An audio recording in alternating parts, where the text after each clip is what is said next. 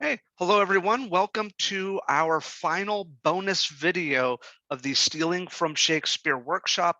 I am so very excited to have my friend Maryam Baig here today with us. She is an actor, a writer, a human rights advocate, and a teacher. And she is with us today because she is also a huge Shakespeare nerd. And and welcome, Maryam. It's so good to have you on here. Thank you so much for inviting me, David. I'm so honored to talk about my favorite things, and then we love I, pudding. I know. Why else teach a class unless it is to force other people to listen to you talk about things that you love? Exactly. Yes. Now, you actually, I brought you on specifically because with Shakespeare Dallas, you seem to be the resident expert on playing magical creatures. Correct me if I'm wrong, but you played Ariel in The Tempest. You played Puck in Midsummer's. So yeah, welcome as our expert in strange magical creatures.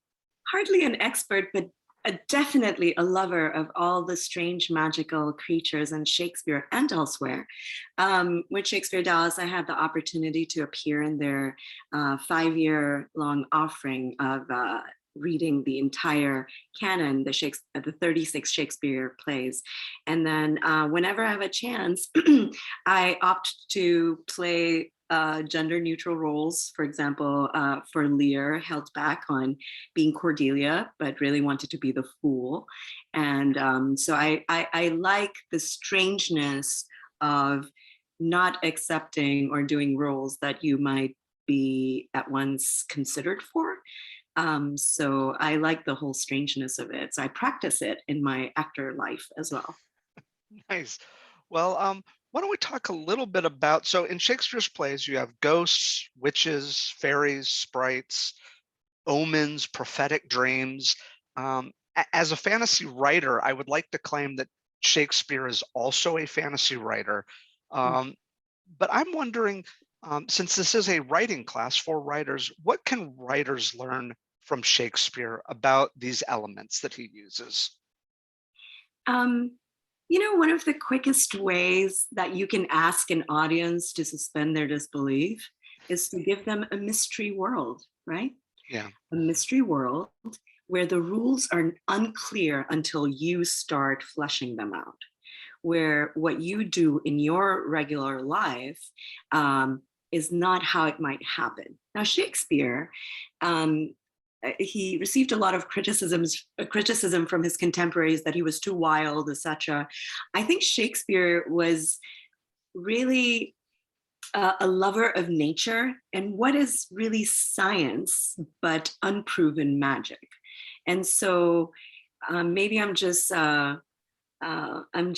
making Shakespeare sound like someone I believe he is. But one quickest way, you put a ghost in the room. What do you do? There's suddenly a ghost in the room. You do not even know if it is because you're having a hallucination, if you're feeling loopy, if you've had too much wine, don't know, right? Put a ghost in the room.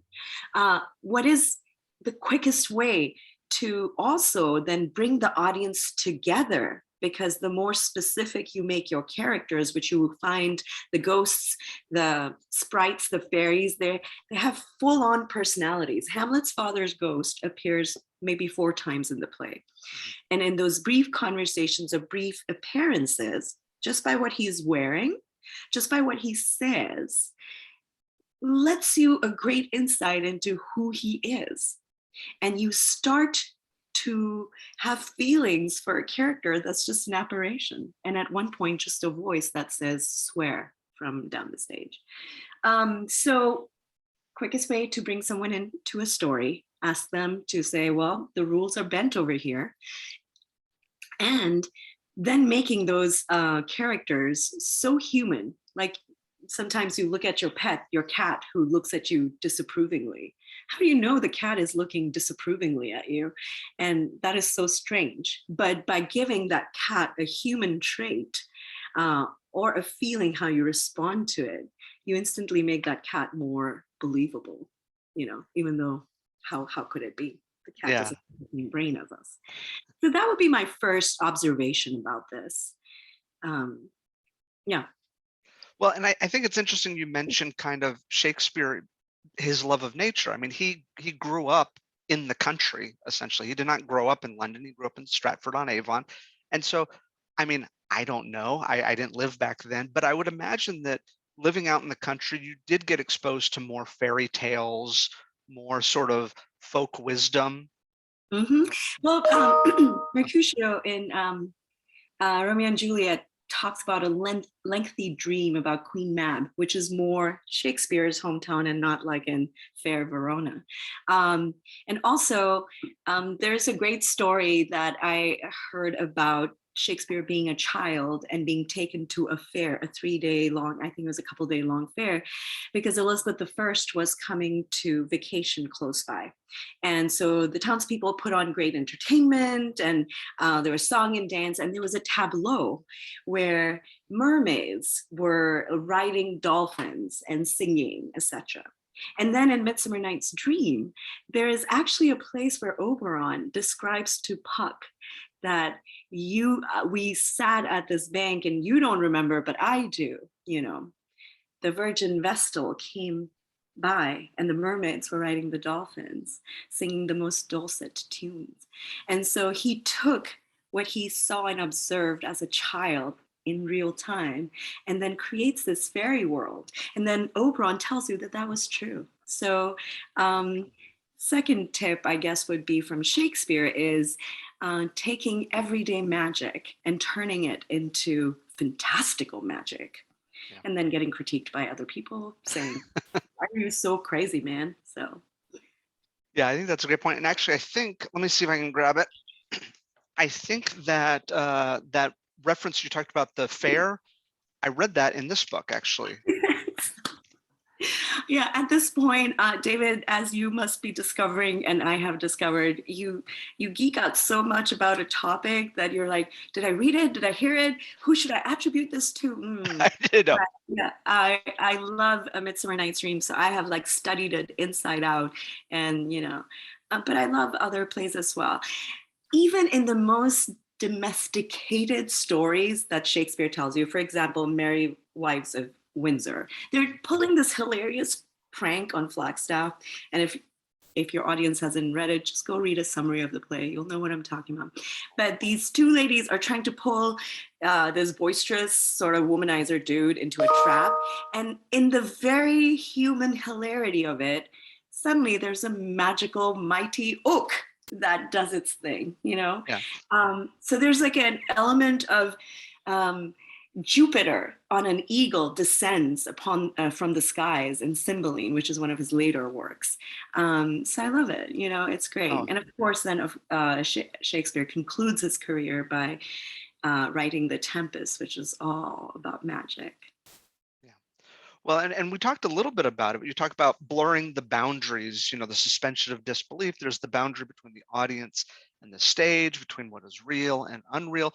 It seems like Shakespeare likes to blur, kind of explore, overlap those boundaries. And that's kind of what we do as an audience. We just suspend our disbelief. But how does, and you kind of mentioned a little bit, talking about the cat and kind of how we attribute realness to it.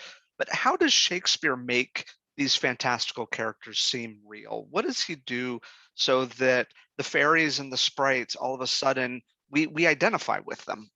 Hmm. One, let's just take the Hamlet's father's ghost, right? Yeah.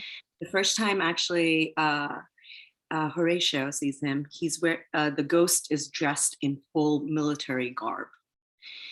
That just instance of putting him in a particular costume, Shakespeare tells you a lot about what might be on the ghost's mind. I mean, why didn't he just appear in a fluffy cloud, right? Yeah.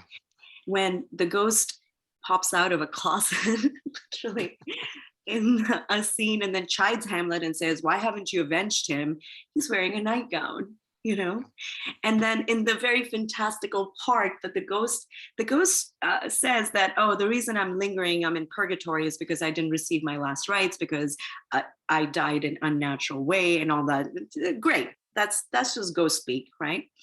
But the ghost, once you start studying Hamlet, which I have extensively, the ghost shows his pettiness. Like even in death, he's just like, no, this can't happen, right? I have a grudge, and you must satisfy that grudge. In Midsummer Night's Dream, and I'd love to see this happen sometime, and it has happened across stages before, but the show opens, you have Hippolyta, the queen of Amazons, and Theseus, the duke of Athens, right? They're marrying, but you find out within a few lines that she was actually defeated in battle, and now she is being maybe forced to marry, right? Mm-hmm.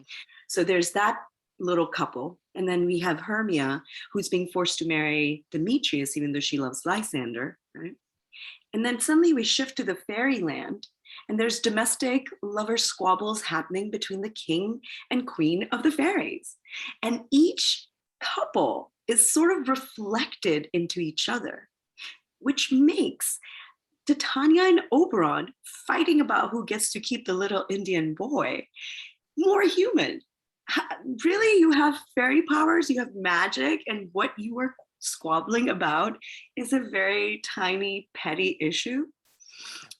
So what I would like to see at some point theatrically would be the same actors playing Theseus and Hippolyta, playing Titania and Oberon, and their struggle, and how what it really speaks to me is once you've been married for thousands and thousands of years, you got to pick a spicy fight with your companion to keep things alive. It does seem like that in Midsummer Night's Dream, like particularly between Titania and Oberon. It's like, why are y'all fighting? And it's like, yeah, this is just what we do. What we do.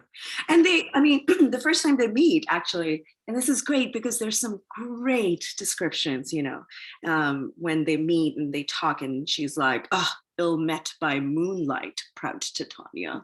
And she says, but jealous Oberon. But even in saying, hey, you, instead of saying that, you're like, we meet by moonlight. And it's just gorgeous, and it keeps getting beautiful. The language is just beautiful here. And she says that even the weather suffers because of our quibbling. Why don't we give it up? And then they go into how each one has had affairs with other people. Oberon has hung out with Hippolyta, and Titania's had a thing with Theseus. And now those two are getting married, which is so human. You have magic, y'all. That's what I thought when I first read the play. But I didn't think it like that. I didn't say, you have magic, y'all. I was like, you have magic. What are you doing? Oh, no, that's great. And as we talk about kind of that fantastical, so yeah, it's that idea of, and I think Shakespeare does a great job of this, where he kind of parallels things, and he trusts the audience to make the connection or not. Yeah. Or come along with him. In Romeo and Juliet, we know that Juliet has just had, has been roofied by a priest. Yeah. So, and she is, she's not dead. The audience is in on the secret, right? Yeah. Yet after Romeo kills himself, when Juliet wakes up, it's almost like a magical spell, because the audience remembers the secret, but they have forgotten because of what they have just seen on stage. And so when she wakes up, it can be the most magical moment that the audience is suddenly reminded, hey, wait a second, do you remember she's not dead? Yeah. Well, and even I like in that kind of resurrection idea with Henry IV, Part 1, when you get Falstaff riseth. He was faking the whole time, and we all knew that. But when he rises from the dead, oh my gosh! Or Hermione's stone sculpture coming to life. There could be so many explanations. The Romeo and Juliet explanation is the clearest, because you know the secret. You know she's just been drugged, right? Yeah. But you forget. Hermione waking up, and suddenly coming to life. There could be a million scientific, logical reasons for it, but there is this sense of the crowd goes like, ooh, she was a sculptor till now. Yeah. Falstaff not getting up, but rising. Yeah.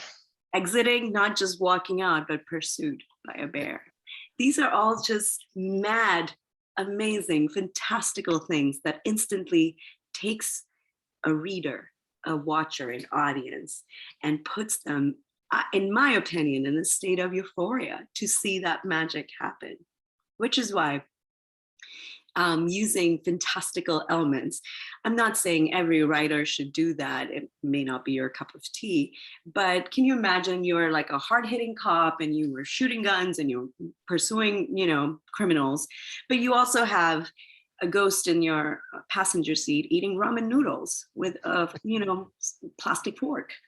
Uh, Thus putting that weird fantastical thing there, but also giving them ramen noodles that they're eating with a fork and the fork breaks, instantly making them very human. So it's a beautiful way to have parallel worlds and have people mirrored in those worlds. Yeah. And if you're too cool to be fantasy, you can just call yourself magic realism, and then you're still literary at that point. You can be Marquez then. Exactly. You're not fantasy. Fantasy is for nerds. You're magic realism. There we go. I just want to peel an orange and find a giant diamond in it, okay? And Yeah. that's what I'll do. And then I'll win the Pulitzer Prize. Exactly. Do you have a favorite fantastical moment in Shakespeare's play? And if so, why? What is it that kind of sticks with you? So one, I really like when Hamlet's father's ghost pops out, of the closet, and it's like, what are you doing in there? I also really love when Oberon is knits a beautiful scene that I know a wild bank where the wild thyme blows and oxlips wanders and the nodding violets grow.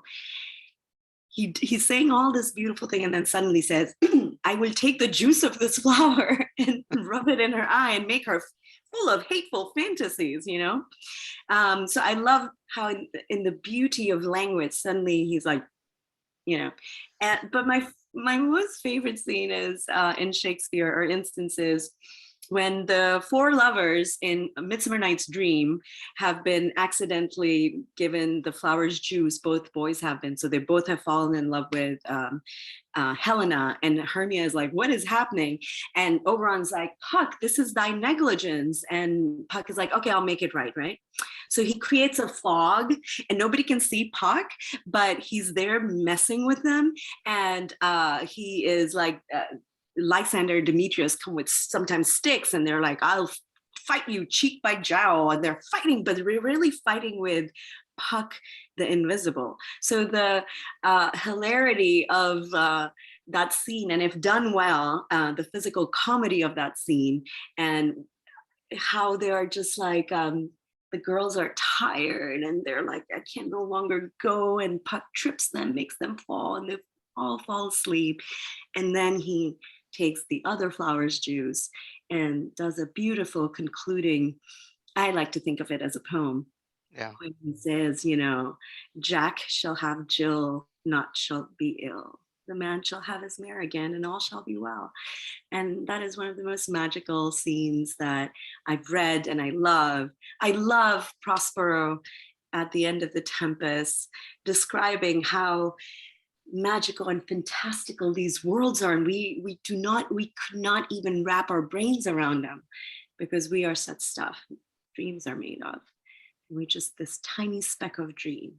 So go ahead and argue and quarrel and squabble about the things we mere mortals want to talk and follow, but really we are just a tiny speck in this tiniest moment. So it's all of it is magical. Yeah. Well, absolutely. I always like, and all the stuff you mentioned in Midsummer Night's Dream, I love. I love some of the transformations that happen in the plays. Obviously, Nick getting the donkey's head is a great moment. I think I've mentioned this in every single bonus video, and maybe it's just so I can feel that I can hang with the actors, because I talked with Raphael Perry, I talked with Brad McIntyre, but I played Nick Bottom in high school. And I actually, you know how Nick will flip words? Yes. I actually did that accidentally during one of my lines, because the line is, methinks me marvelous hairy about the face, and I am such a tender ass that if my hair do but tickle me, I must scratch. It was during rehearsal. I got up. I said, "Methinks me mighty hairy about the ass." And I didn't mean to. I wasn't trying to out clever Shakespeare, but my director lost it because I didn't even realize I had switched the lines. And Oh my God, Nick Bottom is just, and okay, and that is the perfect example of how fantastical can be ignored, because the first time he is translated, yeah, gosh, my accent's coming out. He says, "Oh, bless thee, Nick Bottom, you are translated," and he doesn't know that, and he's yeah, like, "What are you talking about?" And the first thing you always think, isn't that just perfect for someone who's so full of themselves, or they only are just like, I am the best actor, or I'm the best teacher, or I'm the best person in this room, that they don't realize when other people are saying, "You look like a donkey," or you're an ass, yeah, or you're an idiot. And they're like, "Oh, I'll just stand here and sing a song." And when he this can be totally played as he has no idea. And the fact that when he falls in love with Titania falls in love with him, it's the magic juice or whatever. But the fact that nobody talks about how he is a donkey now yeah, is just amazing, and the fact that he doesn't realize it. yeah. So, It's right there, and just yes. well, and I also like, and I know this is not intended to be magical, but I think some of the gender transformations, whether we're talking about Twelfth Night, like obviously they're not magical, but the fact that everyone just kind of accepts that this girl is a boy, like they're like, and they're like, oh, okay, and the disguise, like I do think that we have to really suspend our disbelief that everyone just kind of wholeheartedly embraces that that that was it Viola is now Orsino, or not Orsino. What's Viola is, I'm drawing the blank. Is it Orsino? No. Yes. Okay. Um, I think the best part about this is that, and I actually tried this. Shakespeare Dallas was doing the suffragist project, in which we took the strong female characters who somehow overcome all sorts of disasters and are triumphant in the end. And they asked me if I would like a prop or something, and I asked for a mustache, because it blows my mind Yeah. that someone can stick a mustache on and then they're like, yeah, you're a dude, because I'll just facial hair, right? So the gender transformations, the in 12th Night, for example, or even in A Winter's Tale, they're just amazing. But again, that's the practical magic of Shakespeare.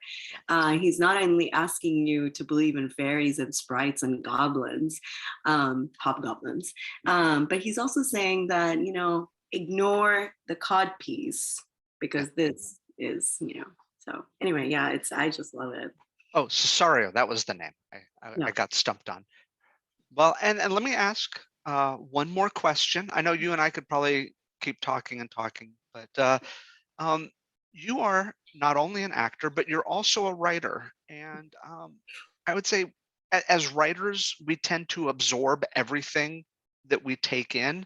Um, what have you learned from studying Shakespeare that has helped you as a writer? Mhm. I think I revealed my grand secret right at the top of this video, which is put a ghost in the room. Yeah, Um, one of the things that Shakespeare does seamlessly is, without going into a soliloquy or without going into a monologue, without it being town gossip. I think you mentioned it to me earlier in an email. Why Hamlet's father's ghost? Why not a humble guard tell you what happened, right? Because by putting that, what I have learned is not only I can bend rules, but I can give my reader a lot of information without going on and on, me telling you a state of a character's mind, but rather a ghost telling you the state of how the ghost observes the character's mind. I find it more powerful. I find that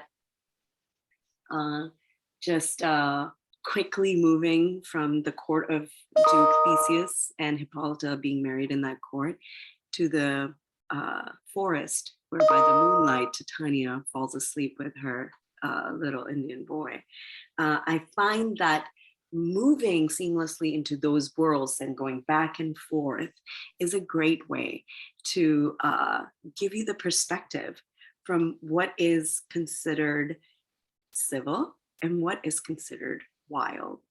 Whereas in the society, in the civil society, a Hermia might be sent to a nunnery or killed because she doesn't want to marry where her father wants to marry. But in the wild, with a potion, Titania can open her mind and fall in love to frankly an ass, you know. Yeah. So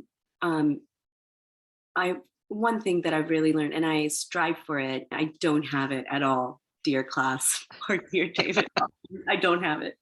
It's the beauty of language, you know. Yeah. Beauty of language, and then jarringly putting something in there. I think recently someone asked me, "Hey, do you have that song on your iPod or something?" And I was like, "No, it was on my old iPod, and that iPod died the same year as my dad did." And they were just like, I just wanted to know if a simple yes or no would have sufficed, you know. And then I was like, I should have put it in my writing, not in a conversation. But I would feel that I get that inspiration from a writer like Shakespeare. And eventually, if you look at other writers such as Neil Gaiman or Stephen King, Stephen King's The Talisman, which he co-wrote, you flip between the two worlds, and the rules are bent in the other world, but they are also similar in parallel. And it makes for a great reading. I think it engages a reader like me. So I guess I try to write what I would like to read. Well, and that's one thing in this class. I think the very first video I told them, I'm like, we are not going to strive for the poetry of Shakespeare, because I mean, I'm sure there are teachers who could teach that, but I just feel like that what we're going to look at is maybe some more obtainable goals: Right. structure, plot, character, certain devices. But the language of Shakespeare, I would say, is almost unparalleled. That it's so just amazing. And I'm Well, like, it's also simple. yeah, Nodding violets. yeah, Nodding violets. Such a simple concept. You have violets, and when they grow and they get too heavy and they sort of, yeah, bend over. Such a simple thing. I just wrote something and I called it giggly leaves, not giggling leaves, yeah, just giggly leaves, because the leaves were so tiny that they weren't full on giggling. But it's just simple. Sometimes we get afraid, and especially I teach Shakespeare as part of my theater class at the local university. And sometimes my students feel, they're called, they feel so intimidated, and they're like, we can't access this language, so much so that there's an entire theater movement that have commissioned 36 playwrights, contemporary playwrights, to adapt each Shakespearean work into more accessible language. It doesn't have to be that hard. It is yeah. not that complicated. I would say go read a few fantastical, beautiful descriptions out of The Tempest or A Midsummer Night's Dream for this fantastical view of things, and you will find that he has just simplicity of observing and saying that violet is nodding. So Yeah. Well, and even I love the fact, like, I feel like some writers would take a moment and go, okay, giggly, is that a word? is Am that a I word? am I allowed to use that word? I'm like, believe me, you don't have to check the dictionary and be like, is that a word? Because if I get it, Then you get it it. yeah, it's a word. You can go with it. Gorgeous is a word that Shakespeare invented, Yeah. and we all use it. So use giggly as much as you want. It will become part of your lexicon. So And I'm sure it is a word, but I mean, like, I think that sometimes we get so hung up on, am I allowed to use this? I think in a book I just wrote, I used the word tintibulation, and someone was like, "What?" I was like, "They can look it up if they need to, but based on the context, they'll know what it is." I was like, "It's fine." Um, right. Well, one of the things that I would say, if you're looking at Shakespeare and you're trying to see what tips can I get, from right, and what could I learn? His language is elevated. We don't use that structure anymore. Who talks like that anymore? Yeah. I would say Shakespeare was breaking every rule. He was hated for it by his contemporaries, who were like, actually said that his writing needs to be reined in. So what if your class sits down and says, I'm going to break every rule on this page, and I am just going to write what makes sense to me and what makes me laugh and what makes me cry and what makes me want to read the next line? What if you broke all the rules? You say, Shakespeare told me to break it. It's good. It's okay. It's okay. It's I okay. got It I meant got to. permission. Yeah. Well, thank you so much, Mariam, for coming. It was a magical half hour we had. Yeah. Um, and if Um, we authors hath offended, think of this and all is mended. exactly. That you have just slumbered here. Yeah. So, well, thank you so much, and we will We'll talk soon and we'll geek out talk about soon. more writing and reading. Yeah.